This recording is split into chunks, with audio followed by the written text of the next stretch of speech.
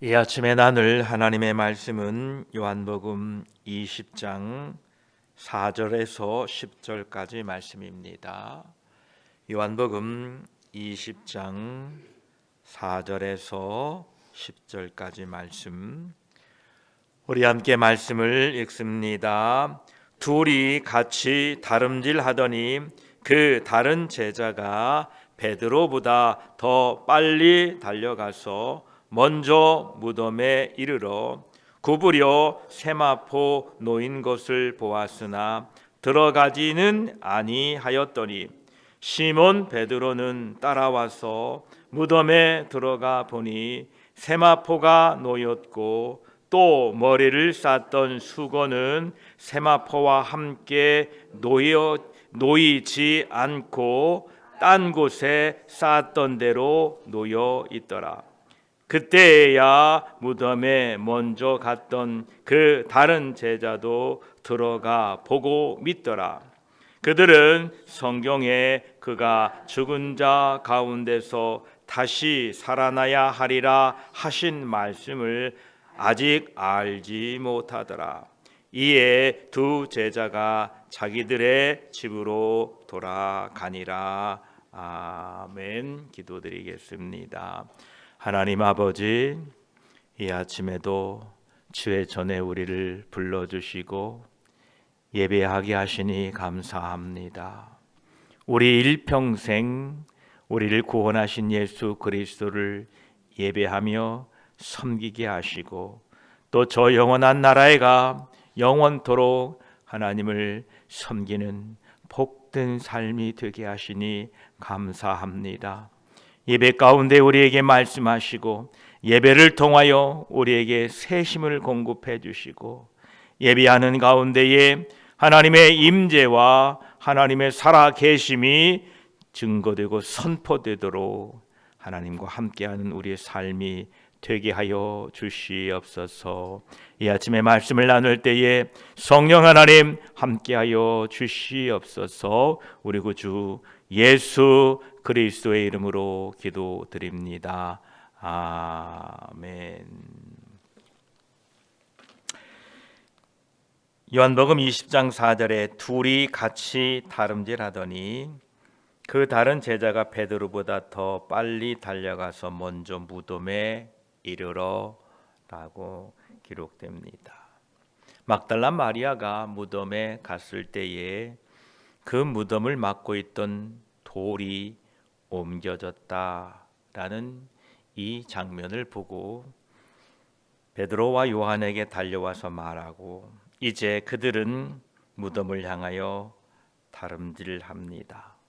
이 두 사람이 다름질했다는 것은 그들의 걱정이 대단히 컸음을 입증해 줍니다. 아마 그들이 그 무덤으로 달려가면서 예수님께서 살아계실 때에 부활하시리라 라고 반복하여 말씀하신 그 예언이 떠올랐을지도 모릅니다. 그들은 정말 그게 사실일까? 그 짧은 기간이었으나 그들 마음속에는 온갖 생각이 스쳤을 것입니다. 마침 이제 요한이 베드로보다 먼저 무덤에 도착합니다. 아마도 요한이 가장 어린 나이고 젊었기 때문에 나이 먹은 베드로보다 더 빨리 달린 것 같습니다. 이제 요한이 그 무덤에 도착하여 5절에 보니까 구부려 세마포 놓인 것을 보았으나 들어가지는 아니하였더니 라고 기록됩니다. 여기에서 이 두 제자 베드로와 요한의 기질에 있어서 큰 차이가 있음을 알게 됩니다. 이 두 제자는 다 같이 무덤을 향하여 달려갔습니다. 그러나 이 둘 중에 좀 더 온화하고 신중하고 감정을 쉽게 표현하지 않는 사람인 이 요한은 몸을 구부렸으나 무덤에 들어가지는 않습니다. 참 신중했습니다. 그러나 요한보다 격하고 열정적이고 열렬하고 성급한 사람인 베드로는 무덤에 들어가 실제로 그 무덤을 확인하지 않고서는 만족할 수가 없었습니다. 이 두 사람 모두 다 예수 그리스도를 깊이 사랑했다는 점에서는 의심할 여지가 없습니다. 그 위급한 순간에 두 사람의 마음에는 희망과 공포, 불안과 기대, 이 모든 것들이 휩싸여서 혼합된 감정에 휩싸여 있었습니다. 그러나 이 두 사람의 기질은, 그 두 사람의 행동은 각각 특성대로 나타났던 것입니다. 이 예를 통해서 우리 교회 안에서 개인적인 성품이 아주 다양하다는 사실과 서로 다름을 존중해야 함을 배우게 됩니다. 우리가 어떤 사물을 보고 느끼는 이 형식이 다 다릅니다. 나와 다르다고 해서 가혹하게 심판하고 경멸하지 않도록 우리는 주의해야 됩니다. 정원의 꽃들이 다 하나님의 손길을 통해서 피어나지만 모두 같은 색, 같은 향기를 내지는 않습니다. 우리 하나님의 백성들은 모두 다 똑같이 예수 그리스도를 사랑하고 똑같은 생명책에 이름이 기록되어 있으면서도 모두 다 똑같은 말씨, 똑같은 기질을 가지고 있는 것은 아닙니다. 교회 안에는 성격상 베드로와 같은 사람도 있고 요한과 같은 사람도 있습니다. 자신과 다름 때문에 다른 사람이 틀린 것이 아닙니다. 서로가 기질은 다르지만 협력해야만이 하나님의 영광을 위하여 함께 일하게 되는 것입니다. 이것을 사도 바울은 지체의 원리라고 이렇게 우리에게 말씀하고 있습니다.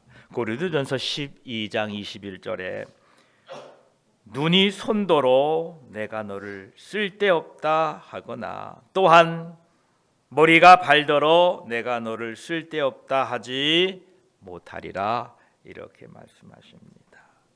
지체된 우리들은 성격과 기질과 생각이 다를지라도 각자가 예수 그리스도와 연합하고 예수 그리스도에게 붙어 있어서 머리 되신 예수 그리스도의 지시를 따라 서로 협력할 때에 우리들을 통하여, 우리 교회를 통하여 하나님 영광을 받으십니다. 이처럼 기질이 완전히 다른 두 사람이 이제 무덤에 당도했습니다. 6절에 보면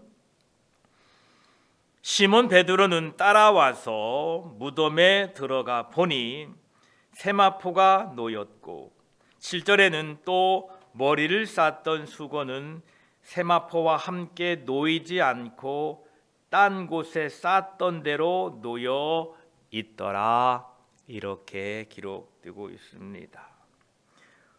우리가 요한이 먼저 와서 5절에 고브려 세마포 놓인 것을 보았으나 라는 말씀을 읽었는데 요한이 보았다는 이 5절에 보다라는 단어는 플레포라는 단어입니다. 이 단어의 의미는 힐끗보다라는 뜻입니다. 요한이 먼저 달려와서 무덤에 들어가지 않고 힐끗 보니까 세마포가 놓여 있는 것이 보였다라는 것입니다. 그러나 6절에 나오는 시몬 베드로가 따라와서 무덤에 들어가 보니라는 이 보다라는 단어는 데오레오라는 단어로 집중하여 보다, 정밀하게 조사하다라는 뜻을 가지고 있습니다.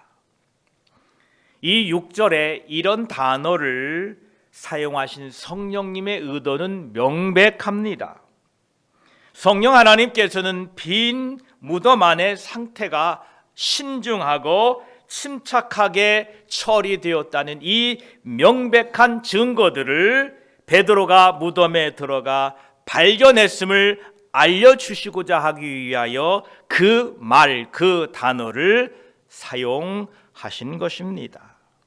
그 무덤의 현장에는 서둘렀거나 두려워한 기색이 전혀 조금도 없었고, 그 일들은 품이 있고 가지런하게 행해져 있던 것으로 보아 도둑이 예수님의 시체를 훔쳐가거나 친구들의 행동이 아니었던 것입니다. 베드로와 요한은 지금 예수님의 무덤에 들어가 예수님을 찾고자 했으나 그들이 본 것은 죽음의 권세를 이기고 승리하신 분의 전리품을 보았던 것입니다. 그 전리품이 무엇입니까? 바로 세마포가 놓였고, 또 머리에 쌌던 수건은 세마포와 함께 놓이지 않고 딴 곳에 쌌던 대로 놓였더라. 바로 승리하신, 죽음에서 이기고 부활하신 예수 그리스도의 그 승리의 전리품들을 보았던 것입니다. 그리고 8절에 그때에야 무덤에 먼저 갔던 그 다른 제자도 들어가 보고 믿더라. 요한도 베드로의 뒤를 따라 그 무덤에 들어와 보고 믿었다라는 말씀입니다. 여기에서 이 요한이 보고 믿었다라는 이 말씀은 막달라 마리아가 말한 것, 즉 사람들이 주를 가져갔나이다 라는 말을 믿었다라는 것이 아니고, 예수 그리스도께서 죽은 자 가운데 살아나셨음을 요한이 믿었다라는 것입니다. 요한은 5절에 무덤 바깥에서 얼핏 세마포가 놓여 있는 것을 보았습니다.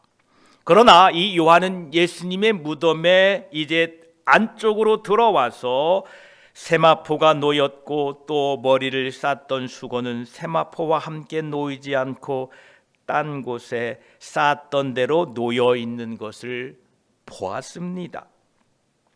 과연 요한은 무덤에 들어와 무엇을 보았기에 예수 그리스도의 부활을 믿게 되었을까요? 그 결정적인 이유가 이 7절에 있습니다. 우리 7절을 한번 읽어볼까요? 또 머리에 시작. 또 머리를 쌌던 수건은 세마포와 함께 놓이지 않고 딴 곳에 쌌던 대로 놓여 있더라. 아멘. 이 7절에 세마포와 함께 놓이지 않고 딴 곳에 쌌던 대로 놓여 있더라 라고 기록되어 있는데, 이 말은 머리를 쌌던 수건이 둘둘 감겨져 있는 그대로, 즉 세마포가 예수님을 몸을 단단히 감싸고 있었는데, 그 예수님의 몸을 감싸고 있던 그 세마포가 원래 그 모습 그대로 마치 누에 고치 집처럼 그대로 그 무덤 돌 위에 놓여져 있었다라는 것입니다. 제자들은 이미 요한복음 19장 40절에 기록된 것과 같이 유대인의 장례법대로 그 향품과 함께 세마포로 쌌더라라는 사실을 알고 있었습니다. 그런데 예수님의 몸과 머리를 단단하게 감았던 긴 세마포가 흐트러지지도 않은 채 원래 그대로 그 나선형 모습 그대로 무덤 바닥에 놓여 있는 것을 보았을 때 기적이 아니고서는 이러한 일이 일어날 수 없음을 알았던 것입니다. 여러분들이라면 어떻게 생각하시겠습니까?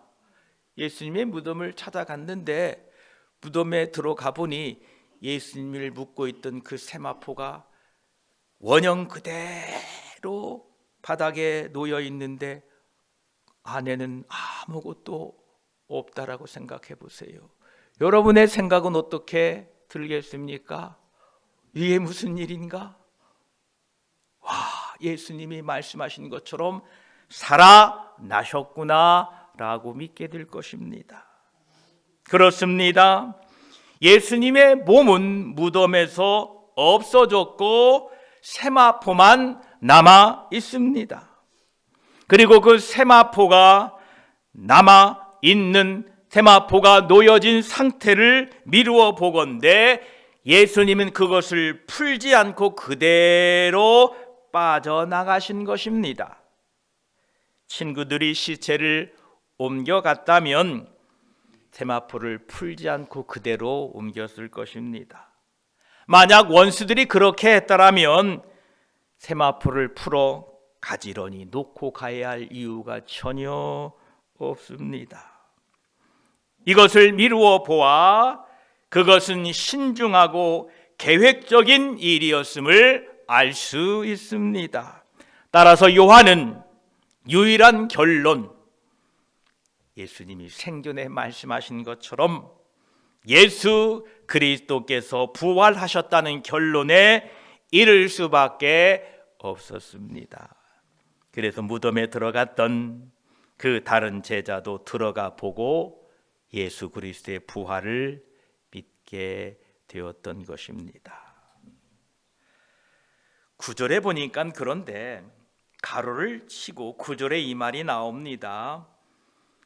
그들은 성경에 그가 죽은 자 가운데서 다시 살아나야 하리라 하신 말씀을 아직 알지 못하더라. 성령께서는 지금 여기에서 하나님의 말씀에 근거를 둔 믿음과 외적인 증거만으로 얻은 지식으로 믿는 그 확신, 그것을 비교하고 계십니다. 우리가 이미 예수 그리스도의 공생애를 살펴보면서 그 예수님의 수많은 기적, 외적인 증거, 이적과 기적들이 있었음을 압니다. 그런데 그 이적과 기적은 사람들의 마음을 움직이지도 못하고 그것들로 하나님과 교제하게 해주지도 못함을 우리는 익히 들었고 배웠습니다. 만약 보여진 이적들로 예수 그리스도를 믿게 되었다면 유대인들은 예수 그리스도를 십자가에 못 박지 않았을 것입니다. 성경에 기록된 예수님의 큰 이적이 37번 정도 나옵니다. 많은 이적을 베푸셨습니다. 요한복음 20장 뒷부분에도 30절에 예수께서 제자들 앞에서 이 책에 기록되지 아니한 다른 표적도 많이 행하였으나, 예수님이 얼마나 많은 표적을 행했는지 모릅니다.